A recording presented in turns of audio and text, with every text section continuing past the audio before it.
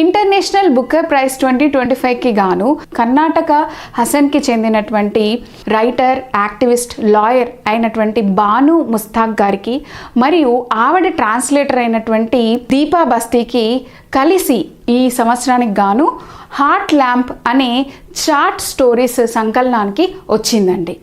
అయితే ఈ international Booker prize అనేది ఒక ప్రెస్టీజియస్ లిటరరీ అవార్డు. దీని యొక్క మెయిన్ ఎయిమ్ వచ్చేసి స్టిమ్యులేట్ రీడింగ్ మరియు కాంటెంపరీ ఫిక్షనల్ గురించి డిస్కస్ చేసుకోవాలని.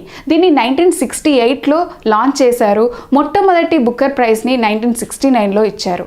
ఈ బుకర్ ప్రైజ్ గెలిచిన వారికి 50,000 పౌండ్లు ఇస్తారు. ఒకవేళ ఇద్దరు గెలుచుకుంటే వాళ్ళిద్దరికి ఈక్వల్గా షేర్ చేస్తారు. అయితే మన భారతదేశానికి సంబంధించి ఇది 2వ అవార్డు. 3 సంవత్సరాలకు ముందే అంటే 2022లోనే గీతాంజలి శ్రీ మరియు తన ట్రాన్స్లేటర్ అయినటువంటి డైజీ రాక్వెల్ వాళ్ళ రచించినటువంటి ద టోంబ్ ఆఫ్ శాండ్ అనే బుక్కి వాళ్ళకి బుకర్ ప్రైజ్ వచ్చింది. ఈ బుకర్ ప్రైజ్ అనేది the best sustained work of ఫిక్షన్కి ఇస్తారు. మరియు ఇది కేవలం ఇంగ్లీష్లో రాసిన వాటికే ఇస్తారు.